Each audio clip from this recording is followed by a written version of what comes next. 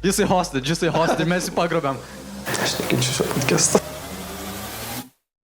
Taigi sveiki visi atvykę į naują podcastą pavadinimu Už kadro, kur aš ir šis žmogus, arba nebūtinai šis žmogus, kalbėsim apie įvairius dalykus, kurie domina jaunimą, domina ne tik jaunimą, domina visus iš eilės ir tikimės, kad jums labai patiks. Tai va, galim prisistatyti, čia yra Pijus Pranskevičius, jūsų gerbiamas kolega. ir kas toks būsite, papasakokite apie save truputėlį. Aš tiesiog esu Šaulių sąjungos narys. Turbūt galėčiau sakyti, kad esu šiek tiek filosofuojantis žmogus, tai laikau save filosofu, svajokliu, Biblijos mėgėjų. Visai neblogai. Blogai sakyčiau, taip, visai neblogai. Ir aš esu Rapolas Kleinas, 3F, @Rapoliuką, visi followinat mane Instagramo.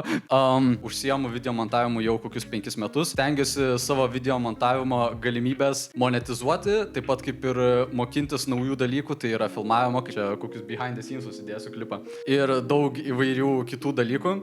Pradėjau šį podcastą, norint pasidalinti savo mintimis ir galbūt jūs išgirsite ko nors naujo. Tai yra, jūs išgirsite ko nors naujo. Tai šiandien mes pašnekėsime su Pijum Pranskevičium apie tokį dalykėlį, kuris yra... Kokia šiandien podcast'o tema, Pijau? Nu, aš širdžiai neįsivaizduoju, tu man nieko nesakai, viską nuo manęs slėpiai. Gerai, šiandien kalbėsime apie tokius dalykus, kurių reikia norint pasiekti visiškai bet ko. Verslą, kūrybą. Čia yra toks kaip įžanginis epizodas šiandien, tai nesitikėkit kažko labai įspūdingo. Ir šiandien mes realiai pakalbėsime apie discipliną, apie mąstymą, apie pinigus ir apie daug įvairių kitų dalykų. Taigi, žiūrėkite toliau. Tai gerai, galim prieiti prie pirmo klausimo. Tai Pijau, kokia buvo paskutinė knyga, kurią skaitėjai? Paskutinė knyga, kurią skaičiau, tai turbūt būtų Tas kalnas esi tu. Tas kalnas esi tu? Tas kalnas esi tu. Apie ką jinai? Jinai yra tokia self-improvement book. Iš tikrųjų, nu, aš jas neperskaičiau, aš tik pradėjau ją skaityti. Bet užuomasgos yra labai panašios į Jameso Clear'so atominius įpročius. Tai tiesiog knyga apie savitobulėjimą ir kaip perlipti per savo kompleksus, kuriuo aš iš tikrųjų daug turiu, tai man kažkas pataikė ir padovanojo tą knygą kaip tik per 18 gimtadienį. Tai dabar ne tik, kad vairuot gali, tai ir išmoksi ko nors daugiau. Žinoma. Kaip vertintum šią knygą? Vėlgi, kaip sakiau, ką tik pradėjau skaityti, aš negaliu duoti vertinimo tokio solidaus, žinai, bet sakyčiau, kad kol kas skaitosi labai lengvai ir iš tikrųjų tai mane traukia. Solidus 7 iš 10. Šiaip viena knyga, kurią aš nesenai skaičiau, buvo Kem 8 jėgos dėsniai. Ar kaip jinai vadinas? Jėga Kem 8 galios dėsniai, kažkas toga. Ši knyga yra žiauriai žinoma ir visi sako, kad jie gali skaityti tik psichopatai. Ir aš, aš nežinau šitą prieš skaitydamas tą knygą. Žinau dabar. Jinai iš tiesų yra uždrausta netgi kalėjimuose. Tai ir realiai, kodėl aš dabar pagalvoju apie tai, nes Pijus paminėjo tą savo knygą, primink pavadinimą.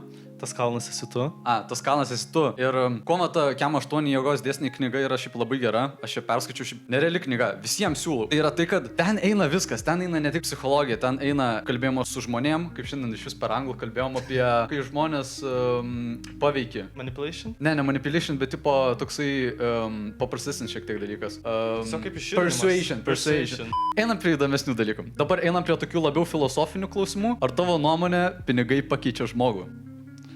Pinigai, žinoma, pakeičia žmogų, taigi tai yra fundamentalus dalykas mūsų visuomenėje. Kaip jie gali nepakeisti tavęs? Bet tu manai, kad kiekis jų pakeičia, ar jie apskritai, ta prasme, kokį manai jie poveikį apskritai turi? Aš manau, kad jie paveikia tavo patį pinigų ir skaičių supratimą. Nes kai tu turi daugiau negu tau reikia, tada perki ir darai savo gyvenimą, tokią šventę, žinai. Žmogus nebesugeba gyventi paprastai, nebešventė ir jis gali jaustis nebenugalimas, žinai, kas obviously yra lie. Tai jo, bet o tu manai, pinigai pakeistų tave, jeigu, sakykim, dabar aš tau tiesiog duočiau čekį ir jame užrašyta milijonas, ne, pala kamerai, Jonas.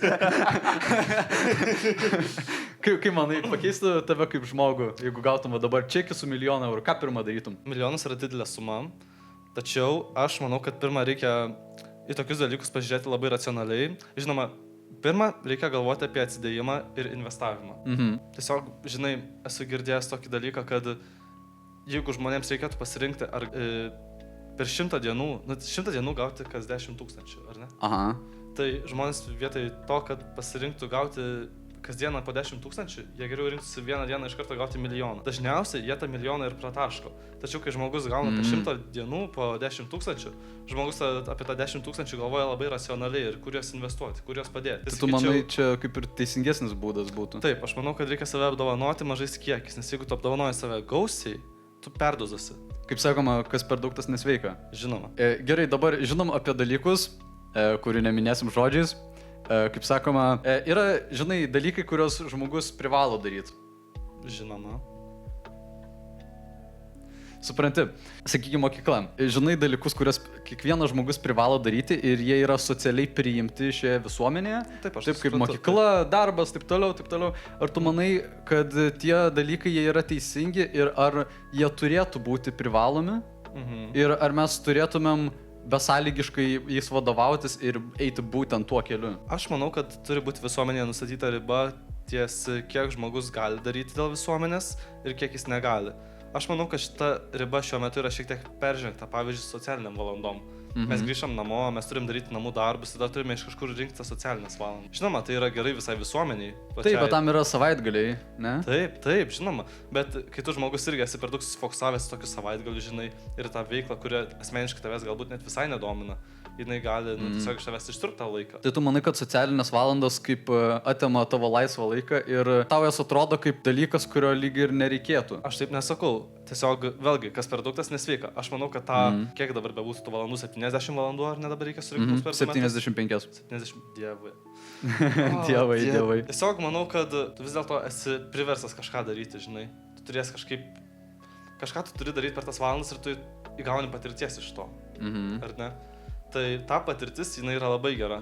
Nes, pavyzdžiui, galbūt aš niekada nebūčiau prisivertęs savanoriauti kokioje nors akcijoje, ar ne? Ir nebūčiau ten, pavyzdžiui, pastovėjęs iki parduotuvėje ir ėmęs maisto tiems, kurie neturi, žinai. Tačiau 70 valandų. Nu, čia yra iš tiesų visai nemažai. Aš irgi pradžioje taip skeptiškai į tai žiūrėjau, bet po to aš supratau, jog realiai tam yra vasara. Ta prasme, vasaros metu aš labai daug susirinku iš visokių stovyklų, iš visokių renginių.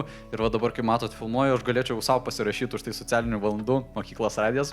Sponsor. Ne, šiaip.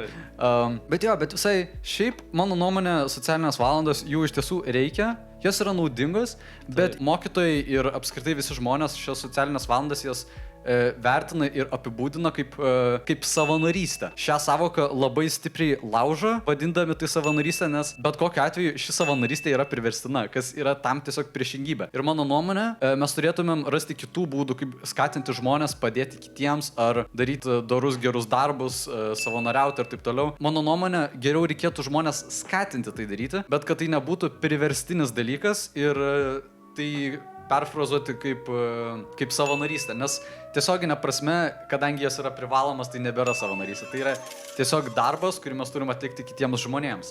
Gerai, kitas klausimas, Pijau Pranskevičiau iš 3F. Kaip tu pasivadinęs, nesvarbu. Ką manai apie universitetą? Universitetą, o ką manai apie universitetą? Šiaip bendra tavo nuomonė, ar žmogui to reikia ir kokios priežastis nulemia, kad kai kurie žmonės nori eiti tenais, kurie yra žmonių, kurie nenori. Ką tu manai apie tai ir ar neįimas į universitetą yra blogas dalykas? Aš jaučiu milžinišką pagarbą tiems žmonėms, kurie yra savo srities profesionalai.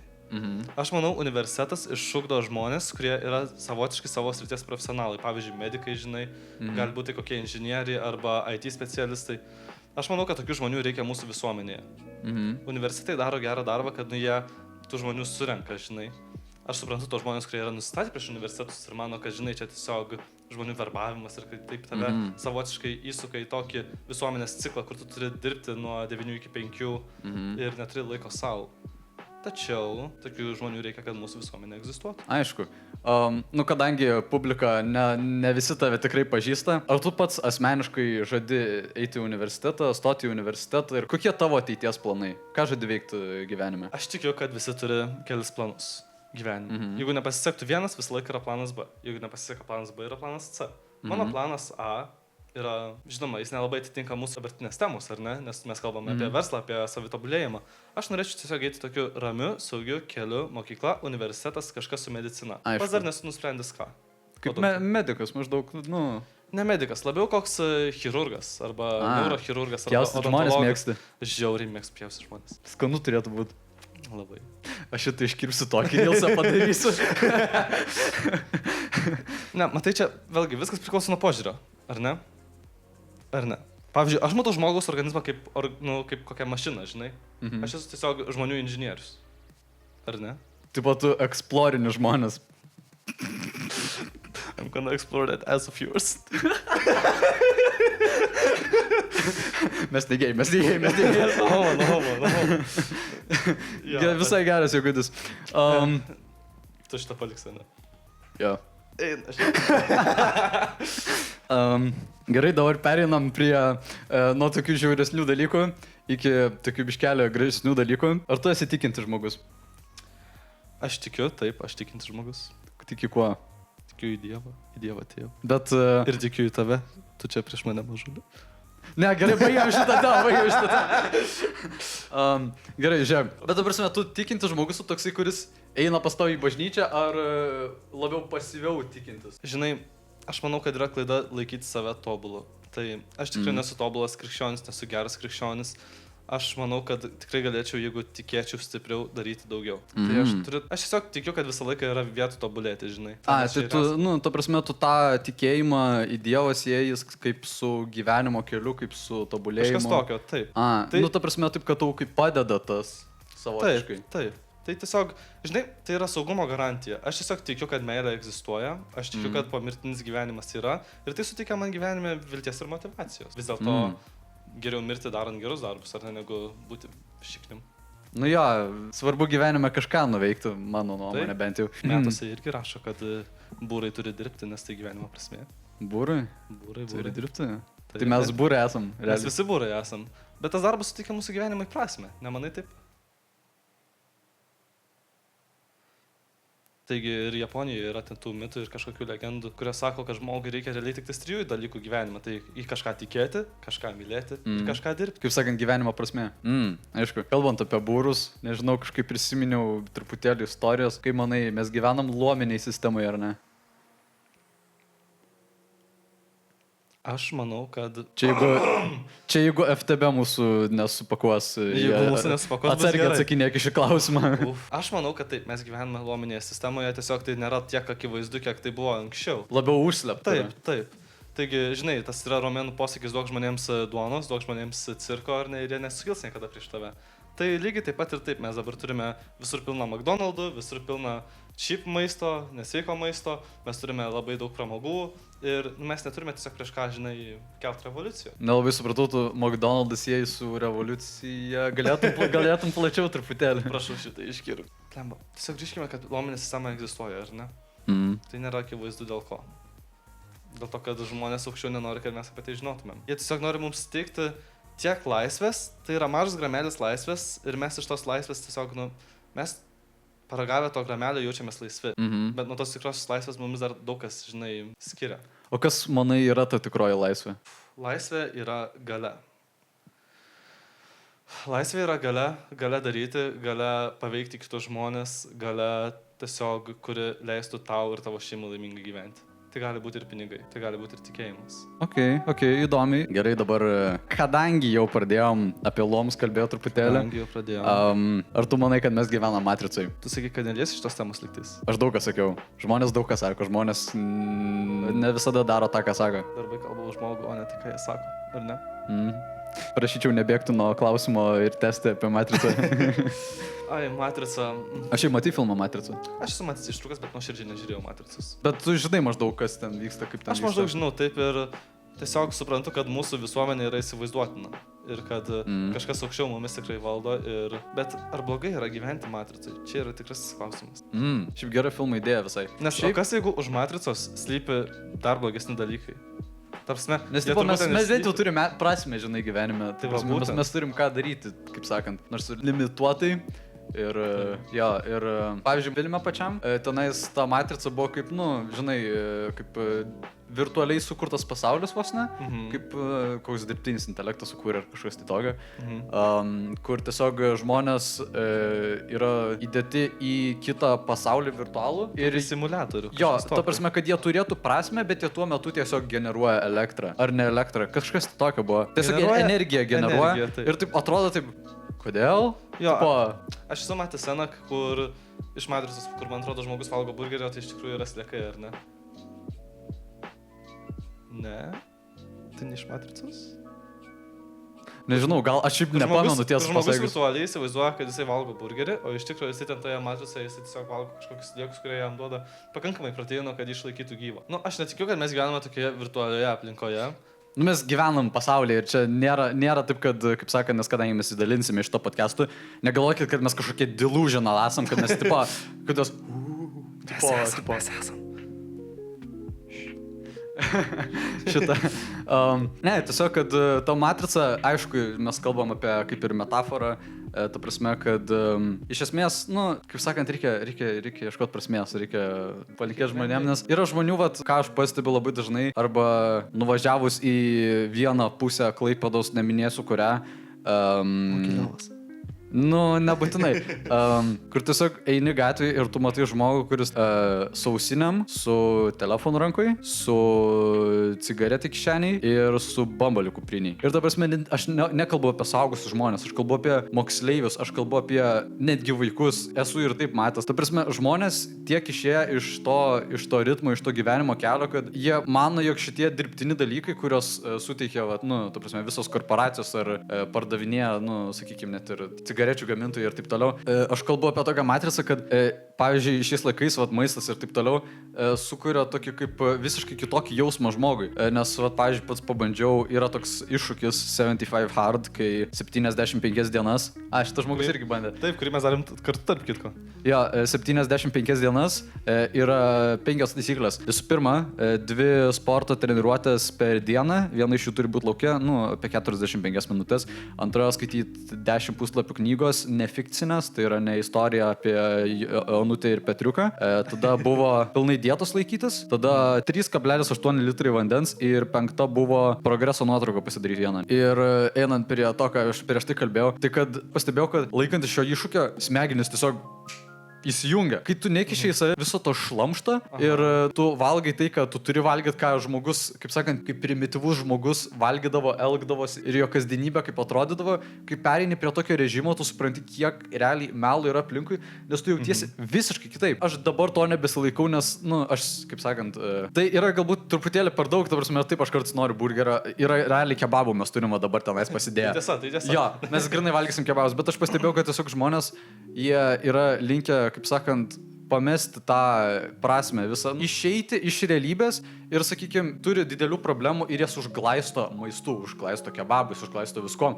Ir tada ir atsiranda labai daug tokių žmonių, kurie pamato kitus žmonės, kurie taip elgiasi ir jie tiesiog gauna tokį kaip bandos jausmą ir jie visi tą patį daro. Pas visus butelys kupriniai, cigaretė kišeniai ir kebabas rankoje ir ten kažkas tai. Vos ne kaip išėję ir atrodo, kad, nu, toks visai liūdnas vaizdas, nes atrodo tie žmonės gyvena matricui, nes jie nemato realybės, jie nemato, ant kiek gyvenimas iš tiesų yra fainas, ant kiek gyvenimas yra gražus ir kiek daug dalykų galima patirti užbaigus tuos dalykus. Jie nesupranta. Ar tu nori Rapolai pasakyti, kad žmonės, nepaisant to, kad gyvenimas yra daug gražesnis ir įdomesnis, renkasi patys savanoriškai gyventi matricui? Jo, sakyčiau, va tas yra labai svarbu ir labai aktualu, nes realiai, va, nu, ta prasme... Tas virtualus progresas, ar ne, tie video žaidimai, ar ne? Jo, video žaidimai gerai. Kalbam apie video žaidimus. Aš pats juos žaidžiu, bet aš jau žaidžiu tik kartą metuose. Reikia...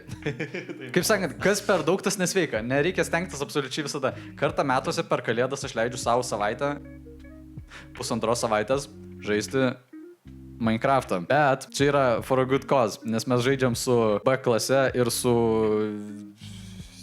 20 kitų žmonių. Ir tai tiesiog yra kaip realiai, aš tai užskaitau kaip laiko praleidimo su kitais žmonėm ir socializacija. Taip. Nu, kartais to reikia iš tiesų. Žinai, tai mane privertė susimąstyti, kad realiai tie dalykai, kuriuos mes turime ar ne, tai mes patys savo sukuriame matricą priklausomai nuo to, kaip mes jais naudojamės. Nes telefonai, video žaidimai, jie nėra blogi dalykai. Tai yra tiesiog įrankis sukurti mums padėti. Kaip tu juos naudoji priklauso. Taip. Viskas priklauso nuo tavęs kaip asmenybės ir kaip tu esi išugdytas. Ir ar tu nori pasikeisti. Ar tu nori tobulėti, ar tu nori tapti geresnis negu kiti. Jo, nes tas ir dalykas, savo versiją. Va tas ir dalykas yra, gal ne tai, kad tapti geriausią versiją, bet šiaip, kaip, net nežinau, už kur šitą ištraukiau, kažkoks ten filosofas, Aristotelis, kažkas ten. Šitą sakė, kad žmogui reikia turėti tikslų ir žmogui reikia daryti ką nors, kitaip jis tiesiog negyvena. Tai nėra gyvenimas, jeigu tu neveiki nieko. Visi, nu, šlamštas maistas ir kebabai, kuriuos mes dabar valgysim, jie tiesiog stabdo tave realiai. Tu eini gyvenimo keliu ir yra kelias. Kartais nuklysti, kartais iš šono, kartais ne į tą pataikai, tai nėra taip, kad, nu, tiesiai. Tas suprantama, bet daugelis žmonių jie tiesiog save stabdo ir jie net nesidžiaugia dėl to. Joks alkoholikas nesidžiaugia dėl to, kad jie yra girti. Jie tiesiog visą dieną nusigeria, jiem pasidaro blogai, jiem kadangi yra blogai, jie geria toliau. Jie prageria viską, prageria draugus, prageria šeimą, susigadina santykius ir taip toliau. Čia kabutėse viskas prageria šeimą ir taip toliau. Tai tu nori dabar pakalbėti galbūt apie blogus įpročius, ar ne? Žmonės, kurie turi blogų įpročių, ar ne? Jie tai daro tiesiog iš įpročio, žinai, nėra taip, kad jie nori, pavyzdžiui, gerti, kaip tu ką tik davai tą gerimo pavyzdį.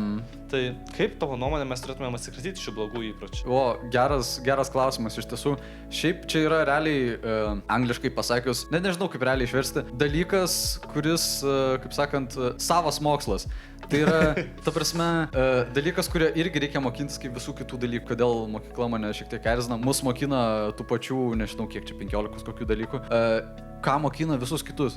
Lietuvoje yra 300 000 mokinių, visi moka jie tą patį. Mes išeiname iš mokyklos būdami identiški. Ir sakau, va tas ir yra grožis. Va tas ir yra grožis mokymąsime.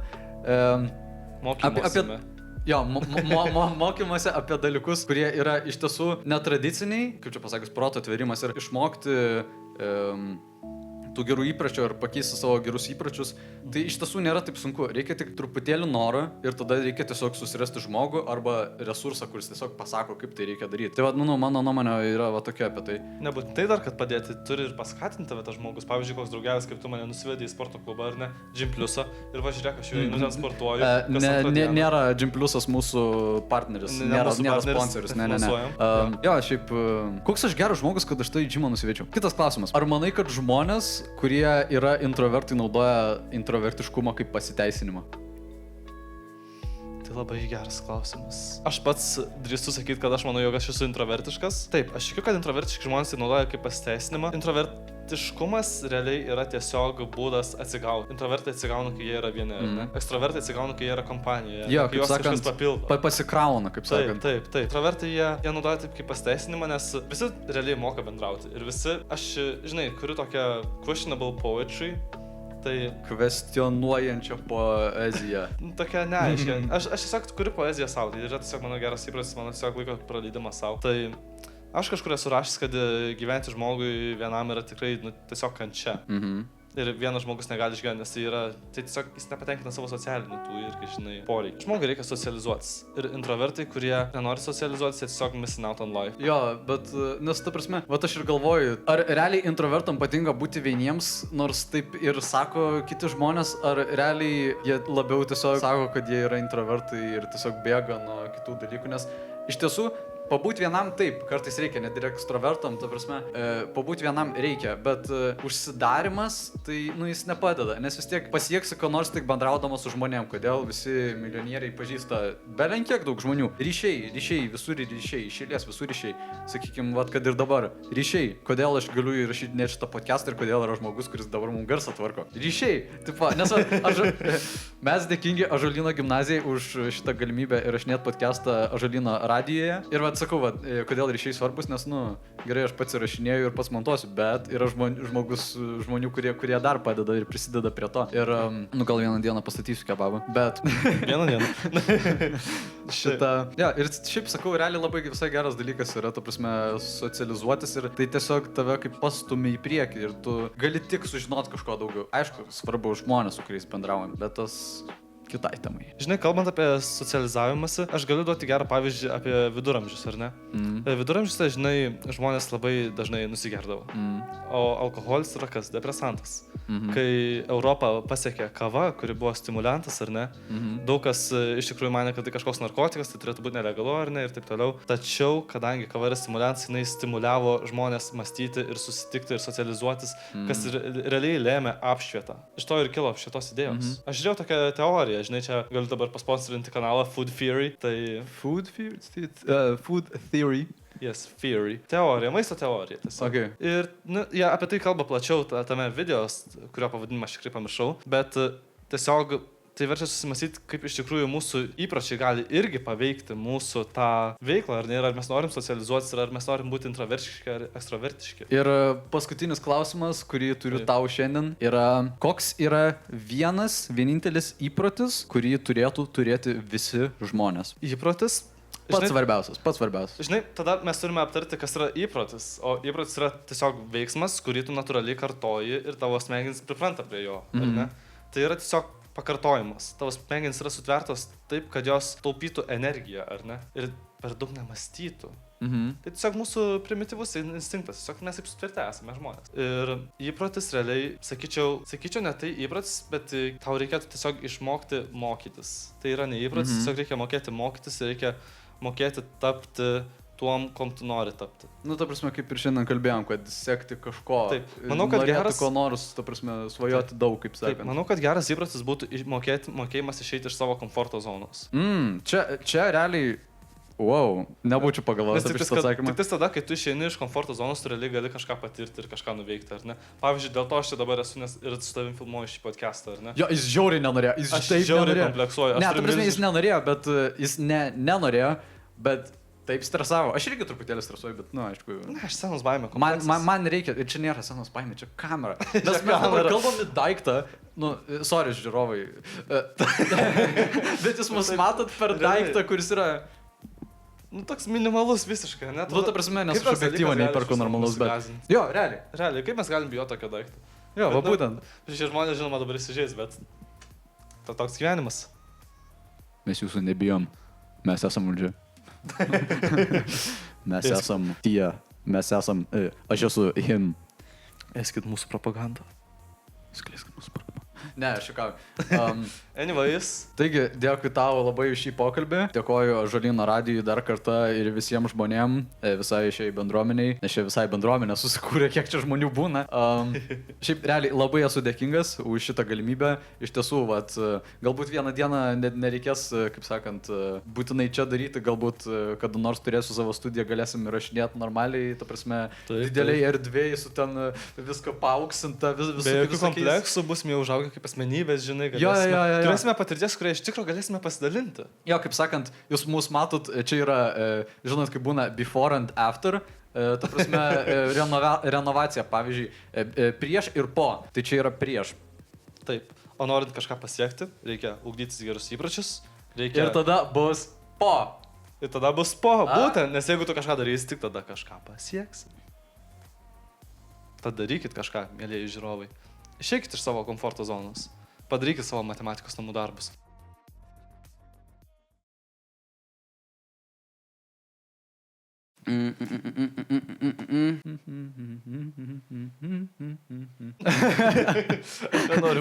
Aš nuoširdžiai nenoriu būti čia. Jisai hostage, mes jį pagrobėm.